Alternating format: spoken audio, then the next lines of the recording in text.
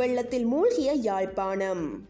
யாழில் பிள்ளைகளை தவிக்கவிட்டு சென்ற பெண்ணிற்கு தண்டனை. மாம்பழத்தினால் ஏற்பட்ட பதற்றம். வெள்ளத்தில் மூழ்கிய யாழ்ப்பாணம்.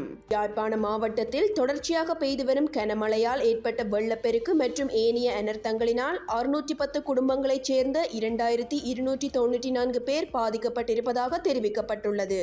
குறித்த சம்பவத்தில் 20 வீடுகளும் பகுதியளவில் சேதமடைந்துள்ளதாக யாழ்ப்பாண மாவட்ட அனைத்து முக அமைத்துவ பிரிவின் பிரதிபலிப்பாளர் ரியன் சூரியராஜ தெரிவித்துள்ளார். சம்பவம் தொடர்பில் மேலும் தெரிய வருவதாவது: யாழ்ப்பாணம் சாவகச்சேரி பிரதேச செயலர் பிரிவில் வெள்ள அனர்த்தத்தினால் இதுவரை 34 குடும்பங்களைச் சேர்ந்த 108 பேர் பாதிக்கப்பட்டுள்ளதுடன் 7 வீடுகளும் பகுதியளவில் சேதமடைந்துள்ளன. ஊர்காவற்துறை பிரதேச செயலர் பிரிவில் 111 குடும்பங்களைச் சேர்ந்த 475 பேர் பாதிக்கப்பட்டுள்ளதுடன் 2 வீடுகளும் பகுதியளவில் சேதமடைந்துள்ளன. பருத்தித்துறை பிரதேச செயலகர் பிரிவில் 10 குடும்பங்களைச் சேர்ந்த 35 பேர் பாதிக்கப்பட்டுள்ளதுடன் 8 வீடுகளும் பகுதியளவில் சேதமடைந்துள்ளன.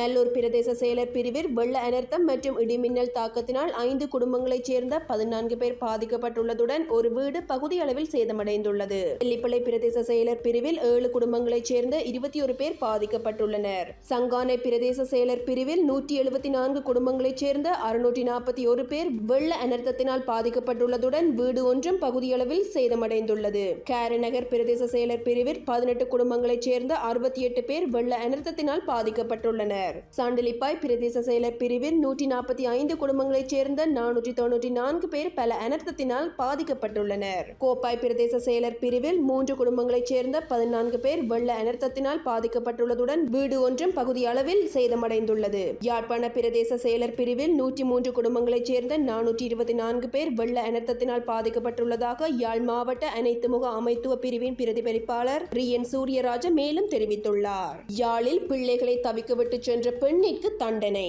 யாழில் 3 பிள்ளைகளையும் கணவனையும் விட்டு பிரிந்து வேறு ஒருவருடன் தங்கியிருந்த 29 வயதுடைய பெண்ணொருவரை எதிர்வரும் 3ஆம் திகதி வரையில் விளக்கமறியலில் வைக்குமாறு சாவகச்சேரி நீதவான் நீதிமன்றம் உத்தரவிட்டுள்ளது.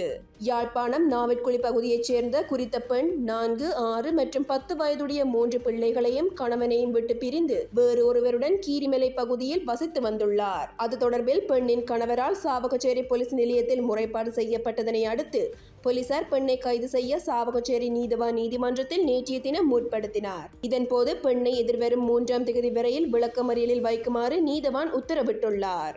மாம்பழத்தினால் ஏற்பட்ட பதற்றம். தம்புள்ளை பொருளாதார மத்திய நிலையத்தில் வர்த்தக சங்க உறுப்பினர்களுக்கும் அங்கு மாம்பழங்களை விற்பனை செய்ய வந்த வியாபாரிகளுக்கும் இடையில் கடும் வாக்குவாதம் ஏற்பட்டுள்ளது. இச்சம்பவமானது நேற்றைய தினம் இடம்பெற்றுள்ளது.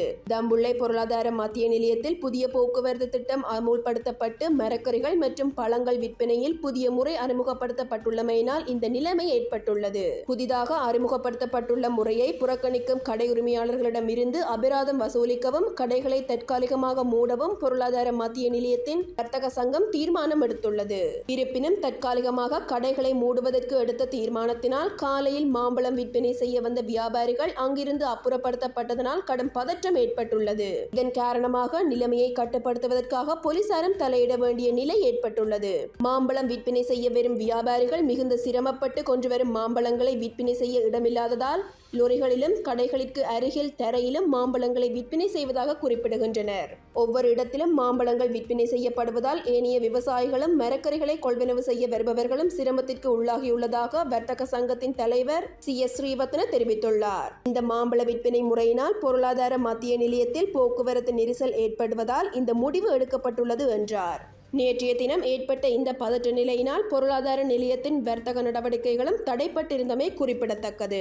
விகிதாசார தேர்தல் முறையின் ஊடாக சிறுபான்மை மக்களினதும் சிறிய கட்சிகளினதும் பிரதிநிதித்துவங்கள் பாதுகாக்கப்படுவதனால் இத்தேர்தல் முறை தொடர்ந்து கொண்டு செல்ல வேண்டும் என்பதுடன் தேவையான சில மாற்றங்களை செய்ய வேண்டும் என ஸ்ரீலங்கா முஸ்லிம் காங்கிரசின் தலைவர் ரஃபூப் ஹக்கீம் தெரிவித்துள்ளார்.